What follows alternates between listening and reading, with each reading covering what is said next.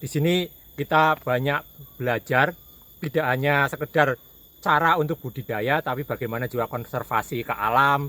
Kita menyediakan vegetasi untuk trigona berkembang, menghasilkan madu, dan juga tentunya kami di sini mengundang siapapun yang punya passion untuk kita juga, satu untuk konservasi, dua untuk juga meningkatkan pendapatan dengan cara kita beternak dari trigona ini.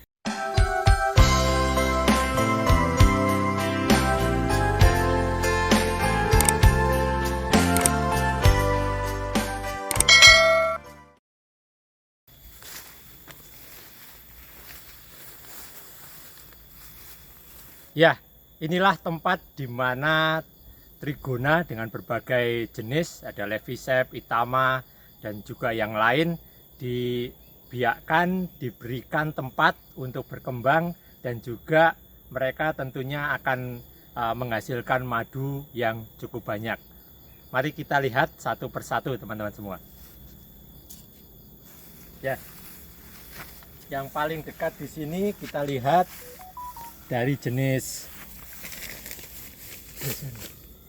dress cherry. Ini dress cherry, ciri khasnya seperti ini, dari lubang dari pintu untuk keluar masuk. Di sini dia cenderung melebar, dan walaupun nanti akan bertambah maju ke depan, dia akan memiliki pola yang cenderung melebar, membuka keluar.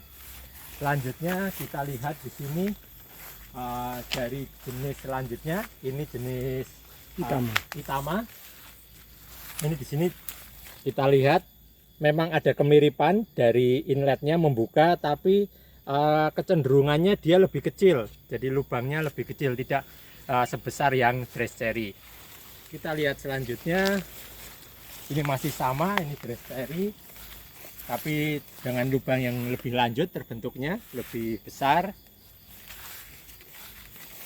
Sama, ini dress cherry, kita berderet di sini kebanyakan dress cherry ini teman-teman. Nah, ini yang berbeda, mungkin bisa dilihat lebih dekat di sini. Ini dari jenis Daniformis, ini dari lanceng jenis Daniformis. Kita lihat di sini, jadi inletnya dia cenderung dengan besar yang sama, dia circle-nya dia tidak membuka melebar atau menyempit, jadi dia akan cenderung seperti pipa lurus. Nah, ini juga koloninya akan berbeda ini. Ini selanjutnya ada yang spesial teman-teman. Ini dari kelanceng yang ditemukan oleh Mr. J di daerah Temanggung, yang disebut sebagai kelanceng baros, yang kalau kita boleh menamakan secara ilmiah apa namanya? Tetragonula. Ya, Tetragonula barosi. Ya, mari kita lihat apa sih sebenarnya yang spesial. Kita lihat di sini pintu masuknya, dia tidak berusaha untuk dibuat pipa untuk pintu masuk, dia apa adanya dari pipa yang disediakan. Dan kita yang ini yang spesial teman-teman semua. Jadi kita lihat nanti di koloninya seperti apa. Seperti biru ini. Ya, ini kita lihat pertama di sini, yang sebelum kita lihat di sini. Ya, supaya bisa terlihat lebih jelas, saya tutup ininya supaya agak ada shading. Nah, kita lihat di sini teman-teman. Nah, dari yang spesial ini, kita lihat selain ada kantong madu, nah ini kita lihat di sini ada koloni dari telur tetragona yang trigona yang dari baros ini. Nah, kita lihat di sini, wah, ada bentuk yang spesial, ada seperti apa namanya, seperti punden. Ya.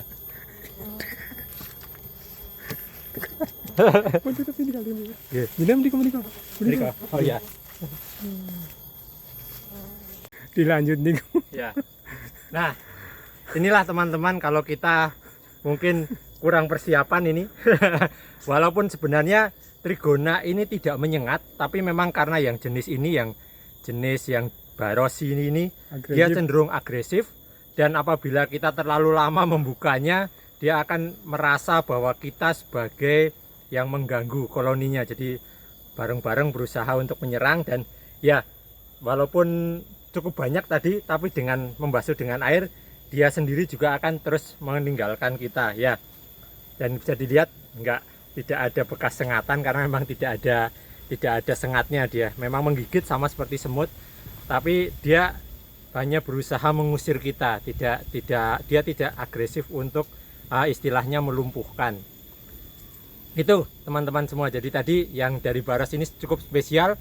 Dia perkembangan koloninya cepat.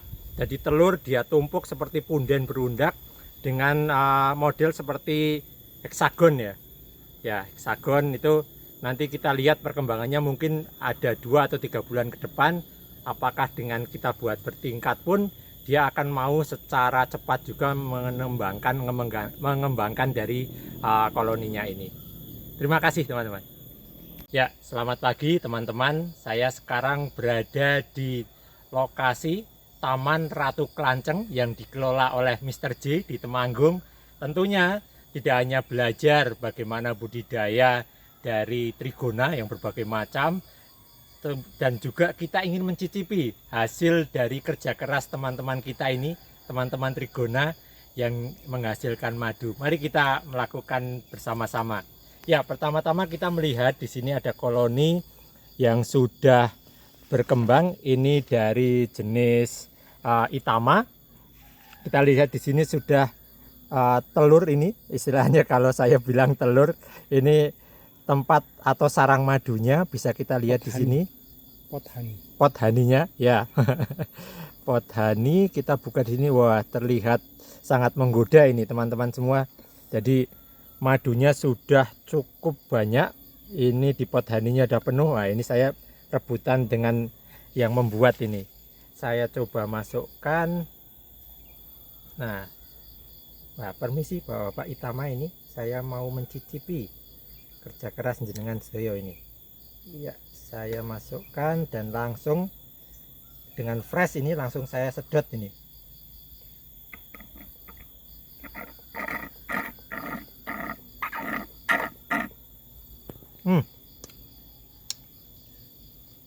Wah, ini eman-eman yang masih sisa ini.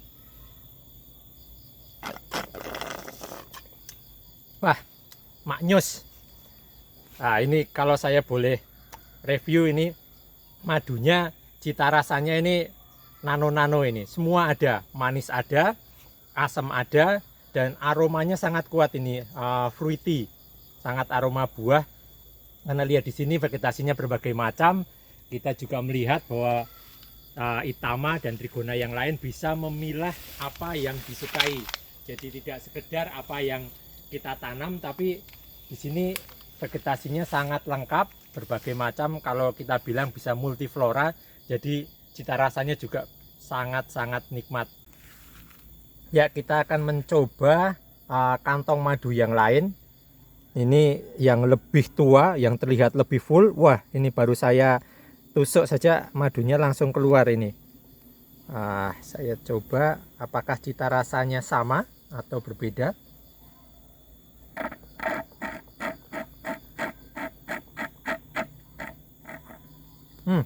Ini sangat berbeda teman-teman semua. Jadi apabila yang tadi yang pertama saya coba ini cita rasanya ada asamnya dan aromanya sangat kuat untuk aroma buah. Yang ini aromanya lebih soft, lebih tidak menyengat, namun rasa manisnya yang lebih dominan. Jadi fruitinya berkurang, keasamannya malah cenderung hilang, dan ini bisa manis yang mendominasi. Jadi di sini kita dapat mengetahui bahwa ternyata dalam satu koloni, dalam satu waktu yang tidak terlalu jauh intervalnya, bisa menghasilkan cita rasa dari kantong madu yang berbeda-beda. Tentunya ini bisa kita nikmati apabila kita langsung datang ke sarangnya. Jadi kita bisa mencoba beberapa umur dari kantong madu, dan ternyata rasanya bisa berbeda-beda. Tentunya ini terkait dengan vegetasi yang ada di sekitar dari Taman Ratu Klanceng ini. Ya, itulah teman-teman reportase saya dari Taman Ratu Klanceng dari Temanggung yang dikelola oleh Mr. J ini. Di sini kita banyak belajar, tidak hanya sekedar cara untuk budidaya, tapi bagaimana juga konservasi ke alam. Kita menyediakan vegetasi untuk trigona berkembang, menghasilkan madu, dan juga tentunya kami di sini mengundang siapapun yang punya passion untuk kita juga, satu untuk konservasi, dua untuk juga meningkatkan pendapatan dengan cara kita beternak dari trigona ini. Dan kita di sini sangat disambut teman-teman semua. Jadi silahkan datang ke Taman Ratu Klanceng ini di Temanggung dan bisa kontak ke Mr. J untuk juga bisa kita bisa menyediakan waktu janjian kapan supaya kita lebih banyak yang bisa dieksplor. Begitu laporan saya, mungkin kami tunggu kedatangan teman-teman semua di Taman Ratu Klanceng ini dan kita bisa bersama-sama diskusi dan mengembangkan trigona untuk masyarakat. Demikian laporan saya, reportase dari Taman Ratu Klanceng di Temanggung. Terima kasih, sampai jumpa.